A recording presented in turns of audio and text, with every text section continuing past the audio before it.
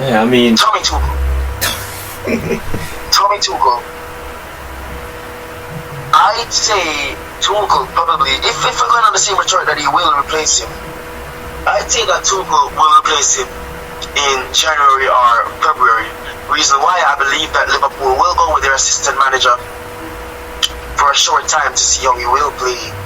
Of course, he's only the assistant, so he probably won't be as good as Klopp or Tuchel. And then eventually they'll say, hey, Thomas Tuchel, you're out of a job. We need a proven manager. Come on. And he will come on, and Liverpool will return to their former glory for the next 3 or 4 years. Oh, you're confident. I mean, there's one player we know, one manager we know who won't take the job. That's Scott Parker. He's already got the job. I mean, why would Parker leave gold and go to fake gold? Come on, he has Champions League football. Oh wow. Why would he leave and go to Mersey? Why would he leave wherever he is right now? Because I don't remember the club's name. Refresh me, please. It's Bruges, Club Bruges. Yes, club. Why would he leave the beautiful scenery of Belgium, of Brussels? Brussels, I don't think they located in Brussels. Yeah. Why would he leave the beautiful scenery of that hustling and bustling city in Germany to go to the gloomy seaside of Liverpool, where everyone there talks in a thick accent to no front teeth and the smell of Thames? Come on, man. There's only one option. I mean, man, you know, I had to bring it up. I know you are with Scott Parker, so I had to bring it up. Okay. I mean, Scott Parker is a very kind man, though. He's a very kind, charitable person, so he may do it out of the goodness of his heart. But as a fan, I wouldn't want to see that. Goodness of his heart. Oh my god. Anyway, let's move on to more pressing matters. Relegation fight, as I said, Everton, West Ham. West Ham were last up 2-0. One player who really looks good for Everton, because Everton, I think they just have a lot of rubbish players, but one player that does look good apart from Onana is Alex Iwobi. He was an Arsenal reject, but he's looked very good. I mean, Tom Davies is rubbish. More into the relegation fight, not about these teams, but about your Nottingham Forest. They've won back-to-back games. They're trying to make it 3 wins on the bounce, but unfortunately Dean Henderson injured. He's out for about 5 weeks. The team gonna make it out of the relegation zone by the time he comes back? Or, I mean, I've heard Livakovic and Navas' names thrown around for a replacement. I'm quite confident in Forest, yes. We're currently 1-0 down to Bournemouth, which isn't great considering that we did put the ball in the net, I believe, Ryan Yates, but goal was disallowed. I believe, but I can see us doing it. I just have to count on both Leicester City and Southampton to just be bad, just continues to be bad along with Everton. Everton are under 2. Leicester, for some reason, are beating Brighton currently. And if James Ward-Prowse has just pulled the one out of the... Oh, wait, no, never mind. Goal has been disallowed. Southampton were leading 1-0, but the goal has been disallowed. James Ward-Prowse will not count. So it's still 0 versus Villa. So, you see, I have faith. Keylor Navas, I believe, will come to the Forest. His career is winding down. He's getting old now. He's past his best, but he's still a quality goalkeeper. And I think that at the very least, he'll be a great backup keeper if Henderson proves to be better in training.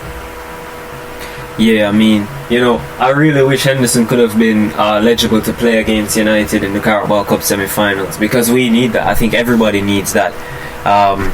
You know, of all the interviews he's done since he's left United, so they didn't give him a chance, failed promises, all things like that. It would be fantastic to see Henderson versus De Gea. But even if he was fit, you know, not eligible to play, that's very disappointing. Final thought before we do head into, you know, you're going to take over from me. Juventus docked 15 points. They're now 10th in in Syria, Agnelli has broke them, and he came out and said everyone wants to go to the Premier League because that's where the money is. I mean, no shit, you kind of bankrupt Juventus. What are your comments on Juve?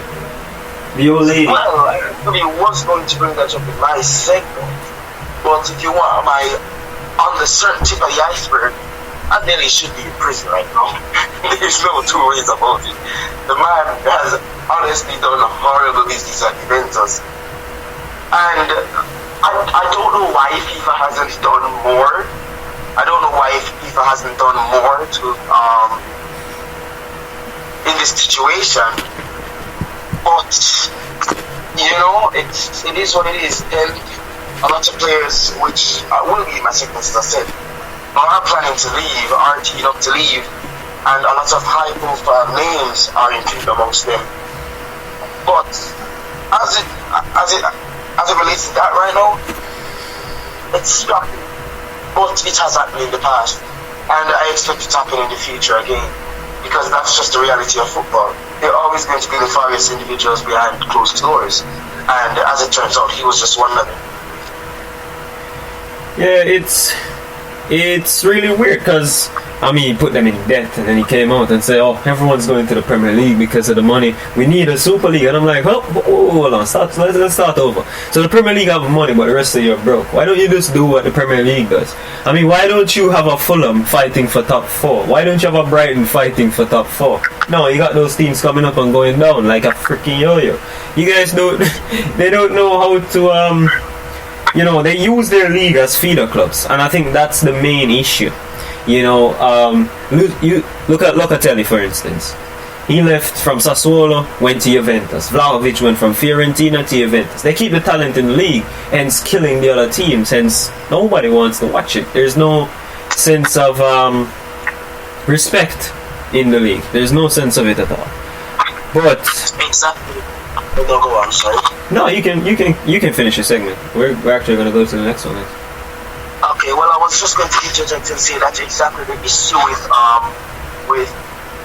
Serie A football. People say Serie A is more competitive than France, and I'm like, no, it's not. No, it's not, because you're always going to hear the same 3 or 4 clubs name being called, right? It's just like the Bundesliga. I think France is a better league than 2 of them, right? Just the fact that something like that happens, just the fact that you buy a player, say from Inter Milan, and send him to, say you buy a player from Torino and send them to Inter Milan, or from a Sampdoria and send them to AC Milan. You get me? There's no other room for those smaller clubs. They have to do it because they need money. You get me?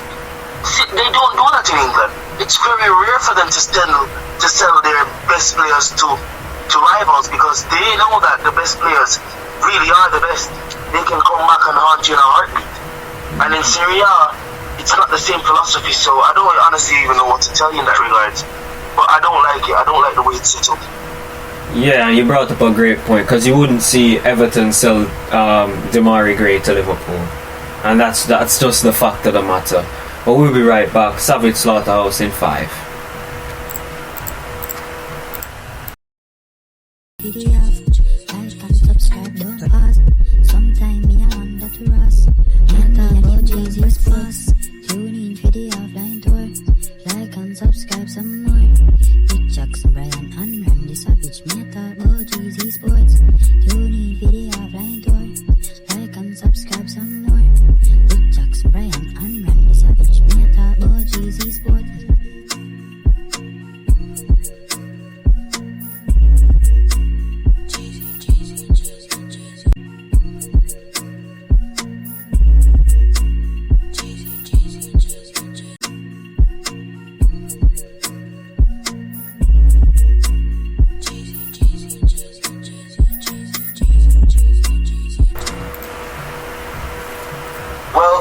Welcome back again, you savages, to the GC Sport Transfer Roundup with your boy Randy Savage, accompanied by co-host Jackson Bryan.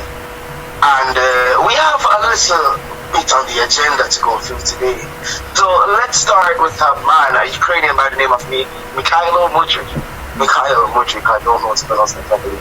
But he has indeed left Shakhtar Donetsk from the Ukrainian league to join Chelsea. The fee is 88,200,000 for 7.5 years. Jackson, this is the epitome, in my opinion, of a panic buy, of a spike buy, and of a absolute ridiculous buy. Mikhailo Mudryk isn't worth half that money, and they've just went and spent it solely, in my opinion, for the purpose to piss off Arsenal, who wanted him. And no less 7.5 years. He was earning about, 8,000 or 2,000 per week at Shakhtar. Now he's earning 200,000 per week. What do you make of this transfer? Because it's honestly a very silly transfer. It doesn't make any sense to me. But it's something that I can't see Todd Bowley doing. Well, to be completely honest with you, Todd Bowley is co-owner of the LA Dodgers, Los Angeles Dodgers in the MLB, and long-term contracts with big money. He's used to that, giving out 10-year, $300 million contracts. He's done that. So it's not a surprise because I know Bowley, right? It's not a surprise. The surprise is that I don't know about you, but I didn't know about Mudryk until this season when Arsenal were linked to him. I had no idea who he was. I hear people saying he's one of the best young talents in Europe. I said I've never heard him top 10 for a golden ball in my life, so I don't know if that's true. Do they need him? Oh my god. Well, he was fantastic. He was really good this morning. He was the best player on the pitch, and he played like 30 minutes. The price is exorbitant. The wages, I mean, to be honest, the price is not something you can get into because the owner Shakhtar says he's already sanctioned some of it to go towards the fighters in Ukraine who's defending the country against Russia. So the whole fee, you can see that part of it is actually being used well. So maybe that's why it's as high as it is. But yeah, it's still overpriced. Basically, you're saying he is on the same level of an Anthony this season based on fee. He's on a level higher than an Erling Haaland, and that's just bollocks. Honestly, it's so ridiculous, right? But that tells you they're throwing money around like this. Right? They're throwing money around. It's crazy. But moving on from Mudryk and the Chelsea to the North London rivals. To the North London rivals, Arsenal, football, top of the league, and they've gotten a top player in the form of Leandro Trossard. The Brighton man was not too keen to stay at the club, had a falling out with the manager, and as a result, Arsenal have capitalised by getting themselves an absolutely amazing player. I believe the final fee was 22 million. He had about 6 months remaining on his contract, I believe. 6 months, right? Yeah. A little bit in excess, but all in all, a brilliant signing. He's a proven Premier League player. He can get the job done. He is better than Gabriel Martinelli. And I don't think that the inclusion of him in the squad will necessarily stun marginally growth, which is even a bigger plus. What do you make of this signing overall? I think it's a 10 out of 10 for me. Or a 9 out of 10. Yeah, 9 out of 10 for me. I mean, to grade this signing, you have to do it FIFA 23 way. I'll give it an A because of the personnel that I was brought in. I would give it about a C or a D based on the fee. I know that Brighton is a team where you can't really budge. When they say they want something, then you're not getting for anything less. We've seen it with Cucurella, we've seen it with Bissouma, Maupay, the lot. When they say they want this money, they are not budging. Brighton is probably the toughest negotiator, even tougher than Dortmund.